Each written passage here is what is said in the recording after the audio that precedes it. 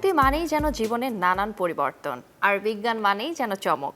সেই বিজ্ঞান ও প্রযুক্তি দুনিয়ার নানান খোঁজ নিয়ে চ্যানেল 24 এর সাপ্তাহিক আয়োজন কন্ট্রোলেতে সবাইকে আমন্ত্রণ। সাথে আছি আমি সুরভি ইয়াসমিন।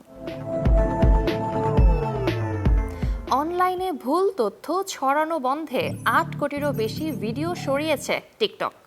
ব্যবহারকারীদের বিশ্বাস অর্জনের জন্য নিরাপদ প্ল্যাটফর্ম গড়ে তোলার জন্যই এমনটা করেছে।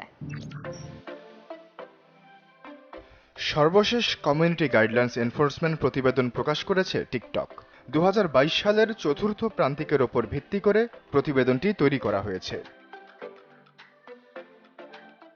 এ সময় প্ল্যাটফর্মটি 8,56,80,809টি ভিডিও সরিয়েছে। ব্যবহারকারীদের বিশ্বাস অর্জনের জন্য নিরাপদ প্ল্যাটফর্ম গড়ে তোলার প্রতিশ্রুতিতে কাজ করছে টিকটক। যে পরিমাণ ভিডিও প্ল্যাটফর্ম থেকে সরানো হয়েছে তা আপলোড করা সব ভিডিওর 0.6%। সর্বমোট 4,68,36,740টি ভিডিও স্বয়ংক্রিয়ভাবে সরিয়ে ফেলা হয়েছে, যার মধ্যে অবশ্য 54,77,549টি ভিডিও পুনরায় ফিরিয়ে আনা হয়েছে। টিকটকের কমিউনিটি গাইডলাইন লঙ্ঘনের দায়ে 2022 সালের চতুর্থ প্রান্তিকে বাংলাদেশ থেকে সরিয়ে ফেলা হয়েছে 42,54,667টি ভিডিও। এছাড়াও প্ল্যাটফর্মটিতে স্প্যাম ছড়ানো এবং স্প্যাম ভিডিও পোস্ট করার দায়ে বেশ কিছু অ্যাকাউন্ট সরিয়ে ফেলা হয়েছে। এমনকি স্বয়ংক্রিয় উপায়ে তৈরি হওয়া স্প্যাম অ্যাকাউন্ট থেকে রক্ষা পেতেও সক্রিয় ব্যবস্থা গ্রহণ করেছে টিকটক। বাংলাদেশ থেকে আপলোড হওয়া 95% ভিডিও ব্যবহারকারীরা দেখার আগেই টিকটক তা সরিয়ে ফেলেছে, আর এ ধরনের ভিডিওর 96.8% সরিয়ে ফেলা হয়েছে একদিনের মধ্যেই। চতুর্থ প্রান্তিকে ভিডিও অপসারণের সক্রিয় হার 99.5%। চতুর্থ প্রান্তিকে সারা বিশ্ব থেকে 13 বছরের চেয়ে কম বয়সী সন্দেহভাজন হিসেবে 1,78,77,316টি অ্যাকাউন্ট সরিয়ে ফেলা হয়েছে। সেই সঙ্গে সরানো হয়েছে 5,44,53,610টি ভুয়া অ্যাকাউন্ট। ব্যবহারকারীদের নিরাপত্তা, অন্তর্ভুক্তি এবং সভ্যতাকে গুরুত্ব দিয়ে কমিউনিটি গাইডলাইন তৈরির কথা জানিয়েছে টিকটক। এর নীতিমালা সবার জন্য এবং সব কন্টেন্টেই বিদ্যমান, এমনকি এটি প্রয়োগের ক্ষেত্রেও বজায় রাখা হয় সমতা।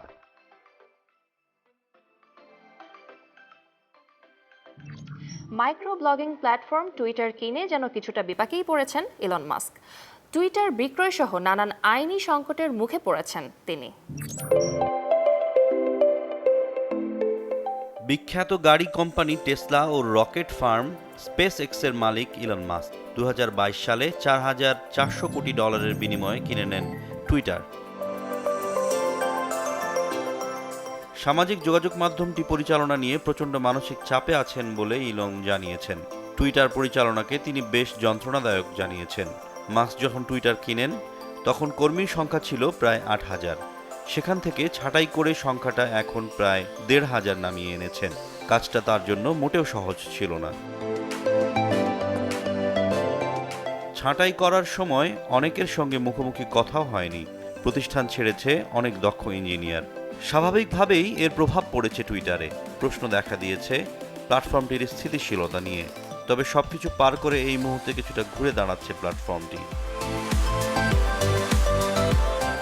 টুইটার অধিগ্রহণকালে অনেক বিজ্ঞাপনদাতা প্রতিষ্ঠানটি পিছু সরে গিয়েছিল। তাদের অধিকাংশই সম্প্রতি ফিরে এসেছে।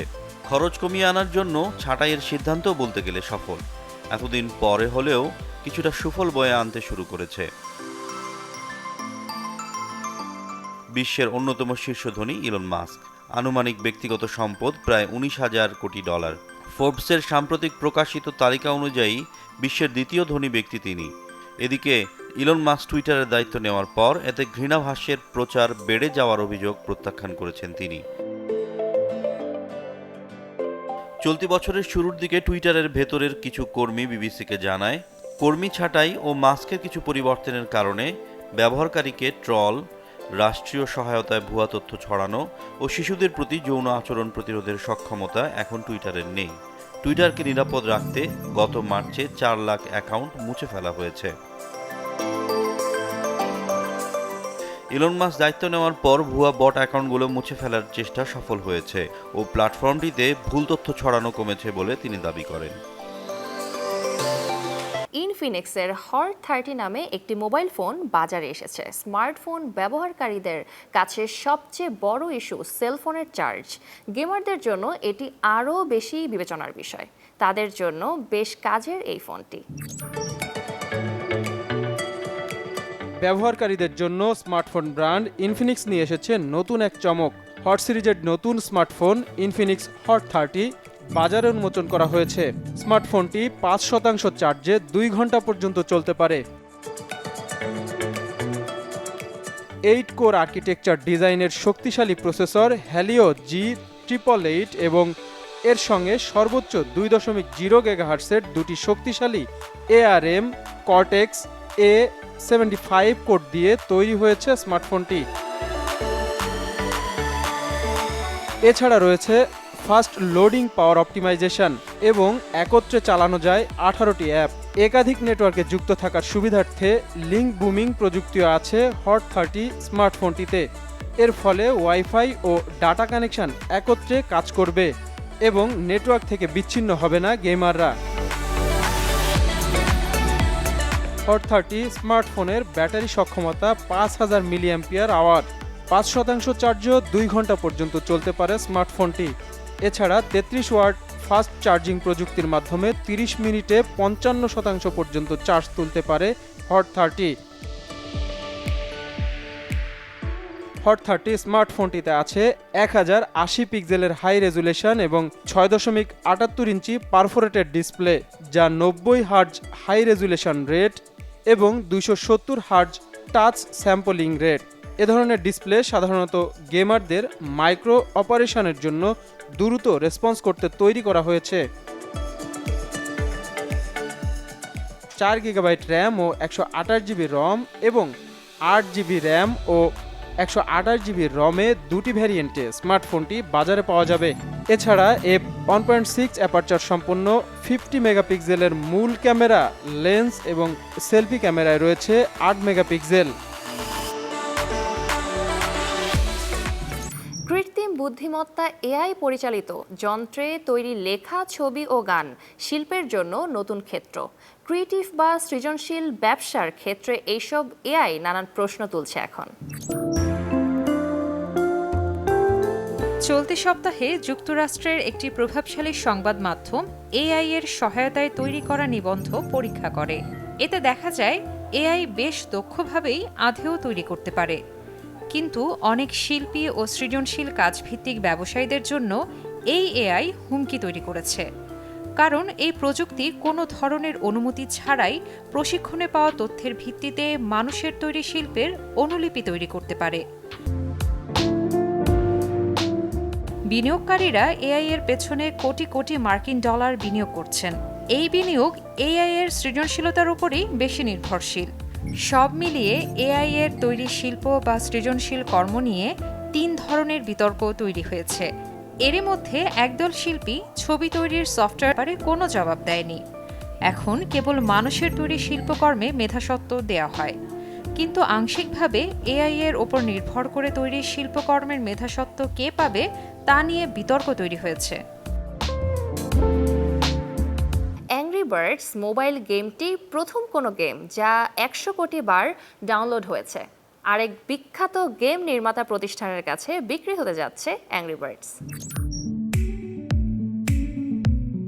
Finish mobile game angry birds 2009 সালে প্রথম বাজারে আসে। বিশ্বজুড়ে তখন তুমুল জনপ্রিয়তা পায় এই গেম, কিন্তু 2014 সালের দিকে জনপ্রিয়তা কমতে থাকে গেমটির। অ্যাংরি বার্ডসের মূল প্রতিষ্ঠান রোভিও এন্টারটেইনমেন্টকে 100 কোটি বা $1 বিলিয়ন কিনতে যাচ্ছে সেগা। আগামী মাসের মধ্যেই অ্যাংরি বার্ডসের মূল প্রতিষ্ঠানকে কেনার এই চুক্তি সম্পন্ন হতে পারে। জনপ্রিয়তা কমে যাওয়ার পরেও গেমটি $100 কোটি কিনতে যাচ্ছে সেগা স্যামি হোল্ডিংস। এই কারণে এটা নিয়ে অনেকে বিস্ময় প্রকাশ করেছেন। অ্যাংরি বার্ডস জনপ্রিয়তা ফিরে পেতে 2016 সালে নতুন পদক্ষেপও নেয়। প্রতিষ্ঠানটি সে বছর ভিডিও গেম ভিত্তিক সিনেমা দ্য অ্যাংরি বার্ডস নিয়ে আসে। অ্যানিমেটেড এই সিনেমা সফল হয়। এখন পর্যন্ত ভিডিও গেম সিনেমা ক্যাটাগরিতে বক্স অফিসে সর্বোচ্চ আয়ে 7ম স্থানে আছে সিনেমাটি। 2019 সালে মুক্তি পাওয়া সিনেমাটির sequel the angry birds movie 2 অবশ্য তেমন সফল হয়নি। সে সময় অ্যাংরি বার্ডসের প্রতিদ্বন্দ্বী গেম ক্যান্ডি ক্রাশের জনপ্রিয়তা বাড়তে থাকে। সম্প্রতি রভিও গুগল প্লে স্টোর থেকে অ্যাংরি বার্ডস মোবাইল গেমটি সরিয়ে নিয়েছে।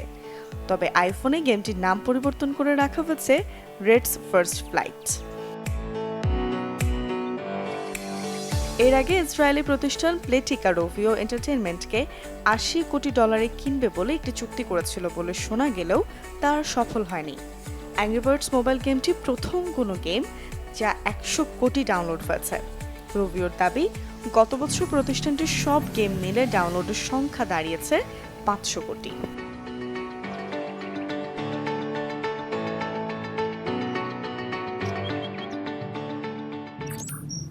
কুয়েতের একটি সংবাদ মাধ্যমে কৃত্রিম বুদ্ধিমত্তা বা এআই ব্যবহার করে তৈরি ভার্চুয়াল এক সংবাদ পাঠিকার যাত্রা শুরু হয়েছে।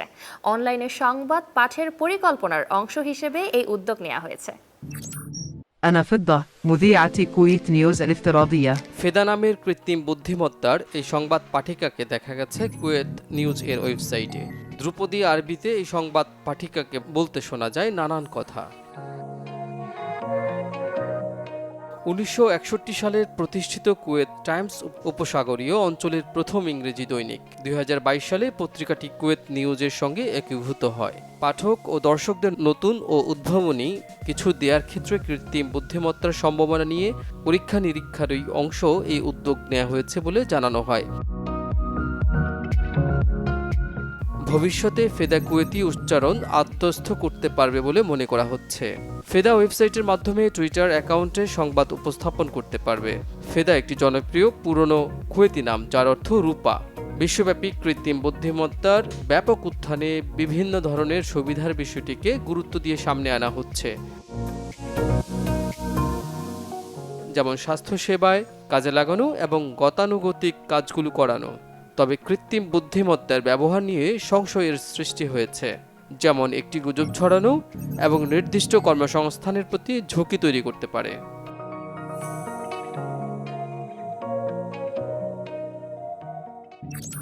এই ছিল আজকের আয়োজন। প্রযুক্তির নানান ব্যবহারে আপনার জীবনে যেন আসক্তি তৈরি না করে ফেলে সেদিকে খেয়াল রাখুন ও সতর্ক থাকুন। দেখা হবে আগামী পর্বে।